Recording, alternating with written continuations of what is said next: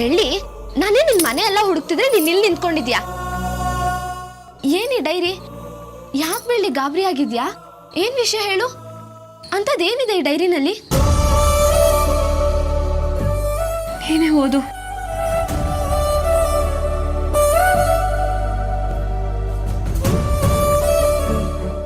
ಒಂದಿನ ಭೈರಾ ಬಂದು ಒಂದು ಚೆಕ್ ಬುಕ್ ಮತ್ತೆ ಡಾಕ್ಯುಮೆಂಟ್ಸ್ನ ತಂದು ನೀಲಾಂಬರಿ ಕೈ ಕೊಟ್ರು. ಅದನ್ನ ಕೇಳಿಸ್ಕೊಂಡು ನನಗೆ ಒಂದು ಆಶ್ಚರ್ಯ ಕಾದಿತ್ತು. ಅದೇನು ಅಂದರೆ, ನೀವು ಹೂ ಅಂದರೆ ಇಡೀ ಆಸ್ತಿನೇ ಬರೆದು ಕೊಡ್ತಾರೆ. ನೀವು ಈ ರೀತಿ ಮಾಡ್ತಿದ್ದೀರಲ್ಲ. ನೀನು ಮಿತಿ ಮೀರಿ ಮಾತಾಡ್ತಾ ಇದೀಯ ಚಿತ್ರ. ನಾನು ಹೇಗೆ ನಡ್ಕೋಬೇಕು ಅನ್ನೋದು ನನಗೆ ಗೊತ್ತು. ನಿಮ್ಮಿಂದ ಖಾಲಿ ಚೆಕ್ಕಿಗೆ ಸೈನ್ ಮಾಡಿಸ್ಕೊಂಡು 1 ಲಕ್ಷದ ಬದಲು 10 ಲಕ್ಷ ಡ್ರಾ ಮಾಡಿ ಬೀರೂನಲ್ಲಿಟ್ಟಿದ್ದನ್ನ ನಾನೇ ನೋಡಿದ್ದೀನಿ. ನಿನ್ನ ತಮ್ಮ ತಂಗಿಗೆ ಅಂತ 1 ಲಕ್ಷ ರೂಪಾಯಿ ಫೀಸ್ ಕಟ್ಟಿದ್ದೀನಿ. ಇನ್ನು ಮಿಕ್ಕಿದ ದುಡ್ಡಲ್ಲಿ ನಿನ್ನ ಹೆಸರಿಗೆ ಜಮೀನು ತಗೋಬೇಕು ಅಂತ ಅಡ್ವಾನ್ಸ್ ಕೊಟ್ಟಿದ್ದೀನಿ.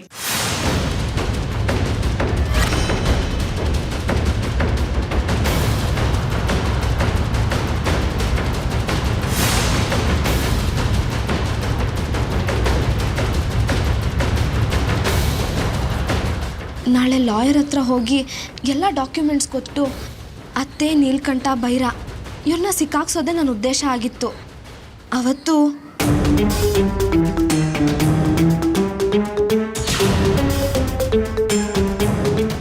ಎಷ್ಟು ಬ್ಲ್ಯಾಂಕ್ ಚೆಕ್ಗೆ ಸೈನ್ ಹಾಕಿದ್ದೀರಾ ಅಂತ ಗೊತ್ತಾ ನಿಮಗೆ? ಮತ್ತು ನೀನು ಬರೋ ತನಕ ನಾನು ಯಾಕೆ ಕಾಯ್ತಾ ಇದ್ದೆ ಗೊತ್ತಾ? ಕಡೆಯದಾಗಿ ನಿನಗೆ ಹೇಳ್ಬಿಟ್ಟು ಹೋಗಬೇಕು ಅಂತ. ಮತ್ತು ಇದರಿಂದ ತಾನೇ ಇಷ್ಟೆಲ್ಲ ತೊಂದರೆ ಆಗ್ತಾ ಇರೋದು. ಅವ್ರ ಬಗ್ಗೆ ಅಗೆಸಲ್ಸೋದಾಗ್ಲಿ ಮಾಡಿದ್ರೆ ಅವ್ರ ಈ ಮನೇಲಿರೋ ಅವಶ್ಯಕತೆ ಇಲ್ಲ. ಬಾಗ್ಲು ಸದಾ ತೆಗ್ದಿರುತ್ತೆ. ಅವ್ರು ಇಲ್ಲಿಂದ ಹೋಗ್ತಾ ಇರ್ಬೋದು. ಅದಾದ್ಮೇಲೆ ಏನೂ ಬರ್ದೇ ಇಲ್ಲ ಬೆಳ್ಳಿ. ಇದು ಚಿತ್ರಕ್ಕ ಬರ್ದಿರೋ ಕೊನೆ ಸಾಲುಗಳು ಅಂತಂದ್ರೆ ಇದಾದ್ಮೇಲೆ ಅವ್ರು ತೀರ್ಕೊಂಡಿದ್ದಾರೆ ಅಂತ ಅರ್ಥ. ಚಿತ್ರಕ್ಕಂಗೆ ಎಷ್ಟೆಲ್ಲ ತೊಂದರೆಗಳು ಕೊಟ್ಟಿದ್ದಾರೆ. ಅವ್ರನ್ನ ಯಾರನ್ನೂ ಸುಮ್ಮನೆ ಬಿಡಬಾರ್ದು. ಅವ್ರಿಗೆ ಸರಿಯಾದ ಪಾಠ ಕಲಿಸ್ಲೇಬೇಕು. ನಡಿ ಹರಣಿ. ನಾವು ಆಧಾರ ಇಲ್ಲದೆ ಏನು ಮಾಡೋಕ್ಕಾಗಲ್ಲ ಬೆಳ್ಳಿ. ಇದೇ ಇದೆಯಲ್ಲ ಆಧಾರವಾಗಿ. ಇದನ್ನ ಆಧಾರ ಅಂತ ಹೇಳೋದು ಕಷ್ಟ. ಕೊನೆಯದಾಗಿ ಚಿತ್ರಕ್ಕ ಲಾಯರ್ ಹತ್ರ ಹೋಗಿರ್ತಾರೆ. ಆ ಲಾಯರ್ ಬಂದು ಮುತ್ತು ಮಾವನ ಹತ್ರ ನಿಜ ಹೇಳಿದ್ರೆ ಮುತ್ತು ಮಾವ ಖಂಡಿತ ನಂಬ್ತಾರೆ. ಹಾಗಾದ್ರೆ ನಡಿ, ಮೊದಲು ಲಾಯರ್ ಹತ್ರ ಹೋಗೋಣ. ಈ ಡೈರಿನ ಹುಷಾರಾಗಿಟ್ಕೋ. ಸರಿ ಬಾ.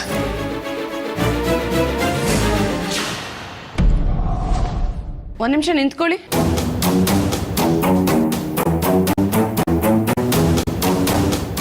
ನಿಮ್ಮಿಬ್ಬರ ಮುಖ ನೋಡಿದ್ರೆ ಏನೋ ಮುಚ್ಚಿಡ್ತಿದ್ದೀರಾ ಅಂತ ಅನಿಸ್ತಿದೆ. ಏನದು? ಹೇಳು ಹರಿಣಿ.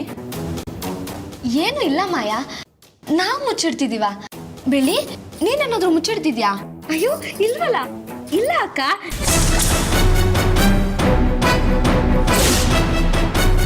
ನಾವೇನು ಮುಚ್ಚಿಡ್ತಿಲ್ಲ.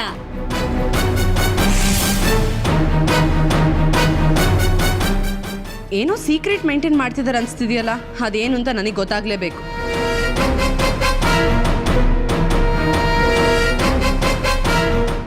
ಕೈಯಲ್ಲೇನೋ ಇಟ್ಕೊಂಡಿರೋ ಹಾಗಿದೆ. ಏನದು? ತೋರ್ಸು ಹರಿಣಿ. ಇಲ್ಲಿ ಏನು ಇಲ್ವಲ್ಲ. ಏಯ್, ನೀನೇನ್ ಮಾಡ್ತಿದ್ಯಾ? ಸುಮ್ಮನೆ ನಿಂತ್ಕೋ. ಸರಿ ಮಾಯಾ, ನಮ್ಗೆ ಮಾಡಕ್ ತುಂಬಾ ಕೆಲಸ ಇದೆ. ನಿಮ್ ಇನ್ವೆಸ್ಟಿಗೇಷನ್ ಮುಗ್ದಿದ್ರೆ ಹೋಗ್ಬೋದಾ? ತುಂಬಾ ಥ್ಯಾಂಕ್ ಯು. ಬಾ ಬಾ.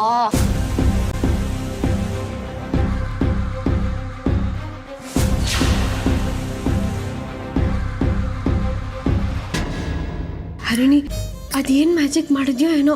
ಸತ್ಯ, ಆ ಮಾಯಿಕನಿಂದ ತಪ್ಪಿಸ್ಕೊಂಡ್ವಲ್ಲ, ಅಷ್ಟೇ ಸಾಕು. ಮತ್ತೆ ಅವಳೊಬ್ಳಿಗೆ ನಾ ಗಿಮಿಕ್ ಆಡಕ್ ಬರೋದು? ನನ್ಗೂ ಬರುತ್ತಮ್ಮ. ಹೆಂಗೆ, ಸೂಪರ್ ಅಲ್ವಾ? ಹೌದು, ಡೈರಿಯಲ್ಲಿ ಕೈಯಲ್ಲೇ ಇತ್ತಲ್ಲ.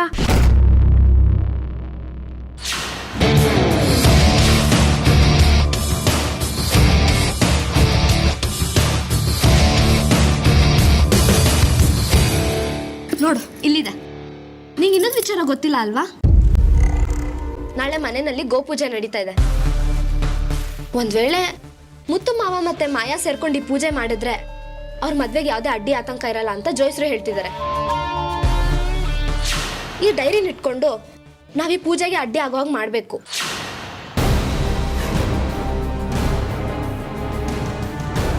ಆದ್ರೆ ಮುತ್ತು ಮಾವ ಒಪ್ಬೇಕಲ್ಲ ಹರಿಣಿ. ಅದಕ್ಕೆ ಲಾಯರ್ ಹತ್ರ ಹೋಗಿ ಅಲ್ಲೇನಾದ್ರೂ ವಿಷಯ ಸಿಗುತ್ತಾ ಅಂತ ನೋಡ್ಬೇಕು. ಸರಿ, ಹಾಗಾದ್ರೆ ನಡಿ, ಈಗಲೇ ಲಾಯರ್ ಹತ್ರ ಹೋಗೋಣ ಬಾ.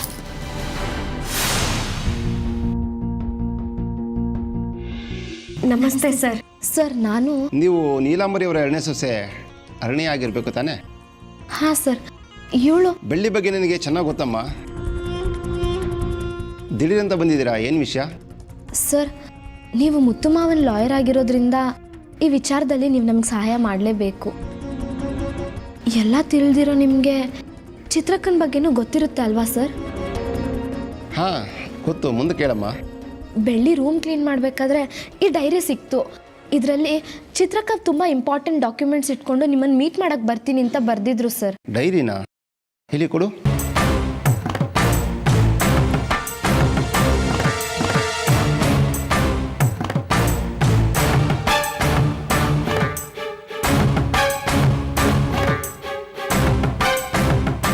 ನಮಗೆ ಒಂದಿಷ್ಟು ಪ್ರಶ್ನೆಗಳು ಕಾಡ್ತಿದೆ ಸರ್. ಚಿತ್ರಕ್ಕ ಇಲ್ಲಿಗೆ ಬಂದಿದ್ರ, ಡಾಕ್ಯುಮೆಂಟ್ಸ್ ನಿಮಗೆ ಕೊಟ್ರ, ಒಂದು ವೇಳೆ ಡಾಕ್ಯುಮೆಂಟ್ಸ್ ಕೊಟ್ಟಿದ್ರು ಅದೆಲ್ಲಿದೆ, ಈ ಆಸ್ತಿ ವಿಚಾರ ಎಲ್ಲ ಮುತ್ತು ಮಾವಂಗೆ ಗೊತ್ತಾಗಿದ್ಯಾ? ಇಷ್ಟೆಲ್ಲ ಪ್ರಶ್ನೆಗೆ ನಮ್ಗೆ ಉತ್ತರ ಬೇಕು ಸರ್. ಅದಕ್ಕೆ ಇಲ್ಲಿಗೆ ಬಂದಿದ್ದೀವಿ. ಚಿತ್ರ ತೀರ್ಕೊಂಡು ಇಷ್ಟು ವರ್ಷ ಆಗಿದೆ, ಈ ರೀತಿ ಒಂದು ಡೈರಿ ಬರೆದಿದ್ದಾರೆ ಅಂತ ನನಗೆ ಇವತ್ತೇ ಗೊತ್ತಾಗಿದ್ದು. ಹೇಳಿ ಸರ್, ಚಿತ್ರಕ್ಕ ಏನಂದ್ರು? ಈ ಡೈರಿಯಲ್ಲಿ ಬರೆದಿರೋ ಹಾಗೆ ಅವ ಚಿತ್ರನ ನೋಡಲಿಕ್ಕೆ ಬಂದಿದ್ರಮ್ಮ.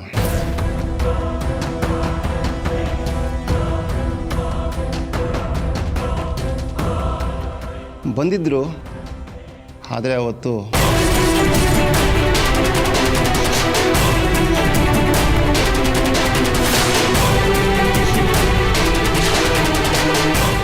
ಇದನ್ನೆಲ್ಲ ನೋಡ್ತಾ ಇದ್ರೆ ನಿಮ್ಮ ಯಜಮಾನರನ್ನ ಯಾರೋ ಯಾಮಾರಿಸಿದ್ದಾರೆ ಅಂತ ಅನಿಸ್ತಾ ಇದೆಯಲ್ಲ. ಮುತ್ತು ಅವರ ಸೈನ್ ಇದೆ ಅಷ್ಟೇ, ಆದರೆ ಇಲ್ಲಿರ್ತಕ್ಕಂಥ ಯಾವ ಜಾಗನೂ ಅವ್ರ ಹೆಸರಲ್ಲಿಲ್ಲ. ತುಂಬ ಗರ್ಭಿಣಿ, ಆ ಸ್ಥಿತಿಯಲ್ಲಿ ನನ್ನ ನೋಡೋಕೆ ಬಂದಿದ್ದಾಳೆ ಅಂತ ನನ್ನ ಮನಸ್ಸಿಗೆ ತುಂಬ ಕಷ್ಟ ಆಯ್ತಮ್ಮ. ಅವಳು ಕಷ್ಟಕ್ಕೆ ಸ್ಪಂದಿಸಲೇಬೇಕು ಅಂತ ನನಗೆ ಅನ್ನಿಸ್ತು. ಎಲ್ಲ ರೆಡಿ ಮಾಡಿಕೊಂಡು ಮುತ್ತವ್ರ ಮನೆ ಕಡೆ ಹೊರಟೆ. ಕೋಟೆಗೆ ಮುಗಿಸ್ಕೊಂಡು ವಾಪಸ್ ಬರಬೇಕಾದ್ರೆ ಆಕ್ಸಿಡೆಂಟ್ ಆಯಿತು. ಆಕ್ಸಿಡೆಂಟಾ? ನನಗೆ ಪ್ರಜ್ಞೆ ಬಂದು ನಾನು ಚಿತ್ರನ ವಿಷಯ ಕೇಳಿದೆ. ಅವ್ರು ಸತ್ತಿರೋ ವಿಷಯ ಗೊತ್ತಾಯ್ತು ನನಗೆ.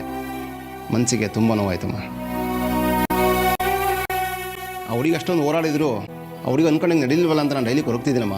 ಚಿತ್ರಕ್ಕ ನಿಲ್ಸಿರೋ ಹೋರಾಟನ ಮುಂದುವರ್ಸಕ್ಕೆ ಅಂತಾನೆ ನಾವು ಬಂದಿದ್ದೀವಿ ಸರ್.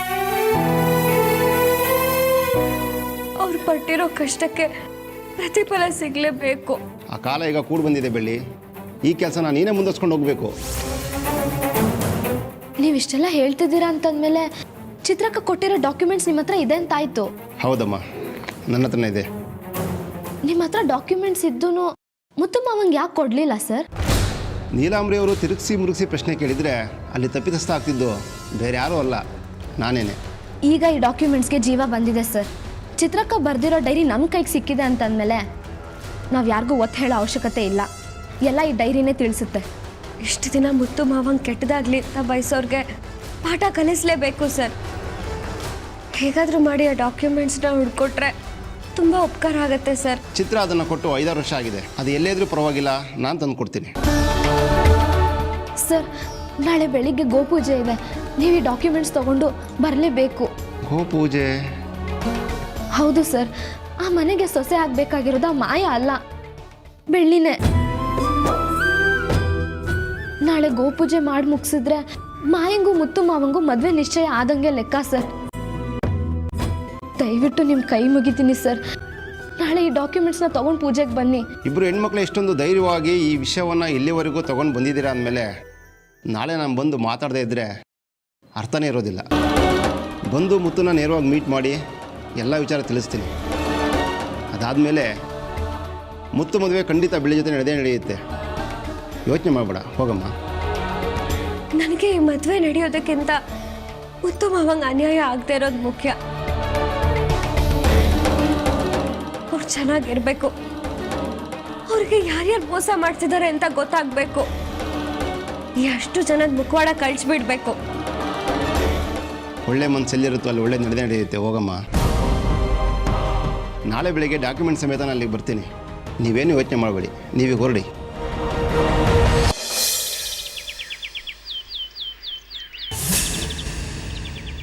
ಓಂ ಶುಕ್ಲಾಂಬರಧರಂ ವಿಷ್ಣುಂ ಶಶಿವರ್ಣಂ ಚತುರ್ಭುಜಂ ಪ್ರಸನ್ನಾವದನಂ ಧ್ಯಾಯೇ ಸರ್ವವಿಘ್ನೋಪಶಾಂತೈಶ್ವರ್ಯಮಂತ್ರಾಭ್ಯಾಂ.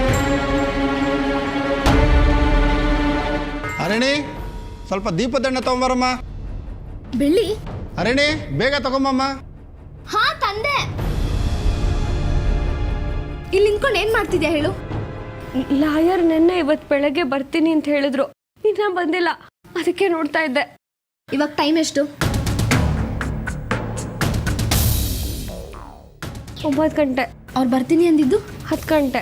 ಇನ್ನೂ ಟೈಮ್ ಇದೆಯಲ್ಲ, ಸುಮ್ಮನೆ ಏನಕ್ಕೆ ಟೆನ್ಷನ್ ಮಾಡ್ಕೋತೀಯ ಹೇಳು? ಎಷ್ಟೇ ಕಷ್ಟ ಆದರೂ ಪರವಾಗಿಲ್ಲ, ಮುತ್ತು ಮಾವಂಗೋಸ್ಕರ ಬಂದು ಸತ್ಯ ಹೇಳ್ತೀನಿ ಅಂತ ಒಪ್ಕೊಂಡಿದ್ದಾರೆ ತಾನೆ.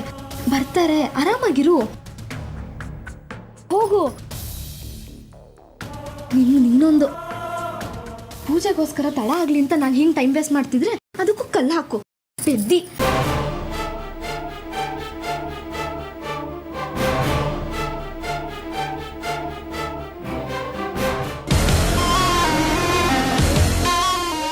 ಮಾಯಾ, ಎಷ್ಟು ಮುದ್ದ ಕಾಣಿಸ್ತಿದ್ಯಾ ಗೊತ್ತಾ? ಅಣ್ಣ ನಿನಗೆ ಇವತ್ತೇ ತಾಳಿ ಕಟ್ಟಿದ್ರು ಕಟ್ಬಿಡ್ಬೋದು. ಕಟ್ಲಿ ಅಂತಾನೆ ಅಲ್ವಾ ಅದಕ್ಕೆ ಇಷ್ಟು ಚೆನ್ನಾಗಿ ರೆಡಿ ಆಗಿರುತ್ತೆ. ಆ ಬೆಳ್ಳಿ ನೋಡು, ಏನು ಕೆಲಸ ಮಾಡ್ದೆ ಯಜಮಾನಿ ಥರ ನಿಂತಿದ್ದಾಳೆ. ನಿಂತ್ಕೊಳ್ಳಿ ಬಿಡಿ ಅದಕ್ಕೆ, ಇವತ್ತು ಒಂದಿನ ನಿಂತ್ಕೊಳ್ಳಿ. ಈ ಪೂಜೆ ಮುಗಿದ್ಮೇಲೆ ಯಜಮಾನಿ ಅಲ್ಲ, ಮನೆ ಕೆಲಸದೊಳಗಕ್ಕೂ ಅಲ್ಲ ಯಾಕಿರಲ್ಲ. ಆದರೂ ಅವಳಿಗೆ ತೊಂದರೆ ಕೊಡದೇ ಇದ್ರೆ ನನಗೆ ನೆಮ್ಮದಿನೇ ಇರಲ್ಲ. ಬಾ.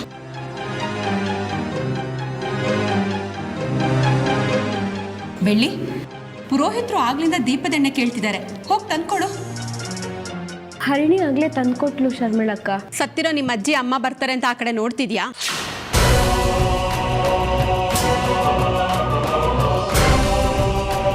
ಹೋಗು, ಫ್ರಿಜ್ಜಲ್ಲಿ ಹೂ ಇದೆ, ತಂದ್ಕೊಡು. ಹೋಗೆ. ಸರಿ ಅಕ್ಕ.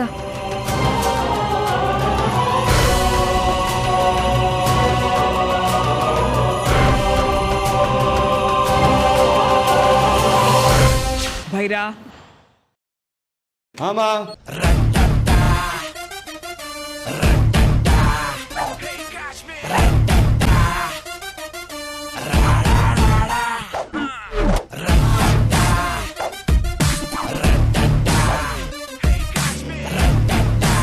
ಪೂಜೆಗೆ ಹೊತ್ತಾಗ್ತಾ ಇದೆ, ಬಾ ಭೈರಾ.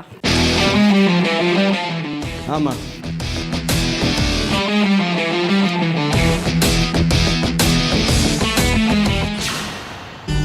ಅಮ್ಮ ನಮಸ್ತೆ. ಪೂಜೆಗೆಲ್ಲ ಸಿದ್ಧತೆ ಆಗಿದೆ. ಯಾರಾದರೂ ಬರೋರು ಇದ್ದಾರಾ? ಇಲ್ಲ ಪೂಜೆ ಶುರು ಮಾಡ್ಬೋದಾ? ಮಾಯಾ, ಮುತ್ತು ಎಲ್ಲಿ? ಮುತ್ತು.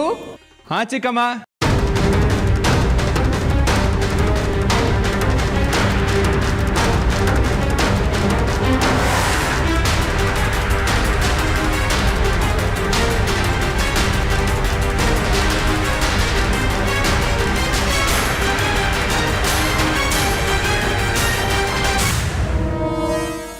ಸಾರಿ ಮಾವ.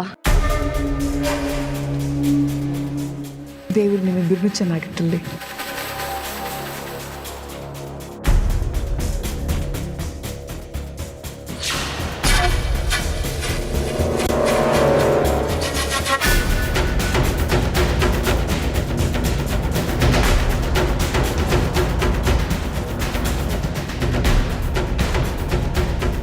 ಮುತ್ತು, ಮಾಯಾ, ಪೂಜೆಗೆ ತಡ ಆಗ್ತಿದೆ, ಹೋಗಿ ಕೂತ್ಕೊಳ್ಳಿ. ಸರಿ ಚಿಕ್ಕಮ್ಮ. ಮುತ್ತು ಮಾವ, ಒಂದೇ ಒಂದು ನಿಮಿಷ, ನಾನು ನಿಮ್ಮ ಹತ್ರ ಒಂದು ಮುಖ್ಯವಾದ ವಿಷಯ ಮಾತಾಡಬೇಕು.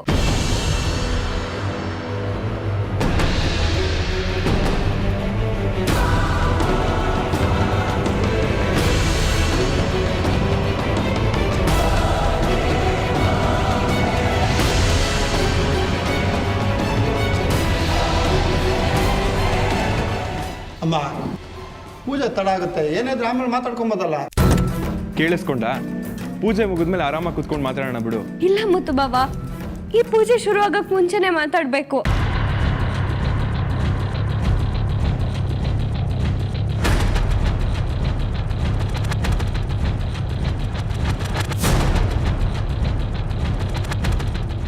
ಬೆಳ್ಳಿ, ಯಾಕೆ ಚಿಕ್ಕ ಮಗು ಥರ ಆಡ್ತಿದ್ಯಾ? ಆಮೇಲೆ ಮಾತಾಡ್ತೀನಿ ಅಂತ ಹೇಳಿದ್ನಲ್ಲ. ನಿಮ್ ಪ್ರಾಣ ಉಳಿಬೇಕು ಅಂದ್ರೆ ನಾನು ಈಗಲೇ ಮಾತಾಡ್ಬೇಕು ಮಾವ.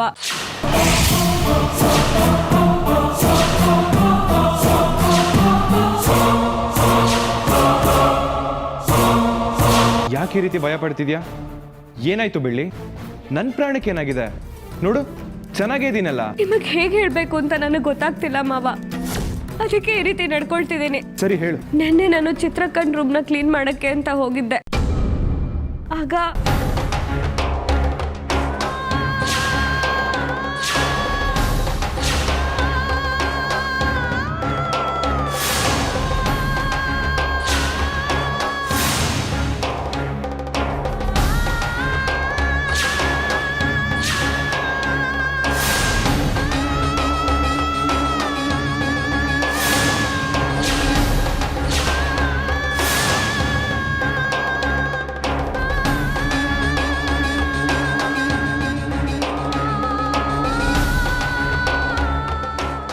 ಆ ಡೈರಿನಲ್ಲಿ ಚಿತ್ರಕ್ಕ ಎಲ್ಲ ವಿಚಾರಗಳನ್ನು ಬರ್ತಿದ್ರು. ಮಾವ, ಈ ಪೂಜೆಗೆ ತಡ ಆದ್ರೂ ಪರವಾಗಿಲ್ಲ, ಇನ್ನೇನು 10 ನಿಮಿಷದಲ್ಲಿ ಲಾಯರ್ ಬಂದ್ಬಿಡ್ತಾರೆ. ಅವ್ರ ಹತ್ರ ನೀವು ಮಾತಾಡಿ ಮಾವ, ಆಗ ನಿಮ್ಗೆಲ್ಲ ವಿಷಯ ಗೊತ್ತಾಗತ್ತೆ.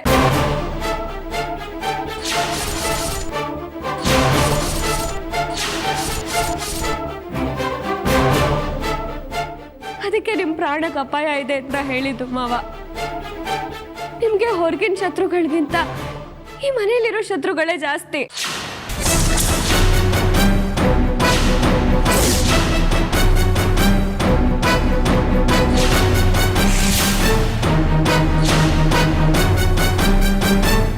ಇಲ್ಲಿರೋರು ಯಾರು ಒಳ್ಳೆಯವ್ರಲ್ಲ ಮಾವ. ನಿಮ್ ಮುಂದೆ ಮಾತ್ರ ಒಳ್ಳೆಯವ್ರ ತರ ನಡ್ಕೋತಾರೆ. ಆಸ್ತಿಗೋಸ್ಕರ ನಿಮ್ಮನ್ನ ಸಾಯಿಸ್ತಾರೆ ಮಾವ. ಸಾಕೋ ಸಾಕೋ ಸಾಕೋ ಸಾಕೋ.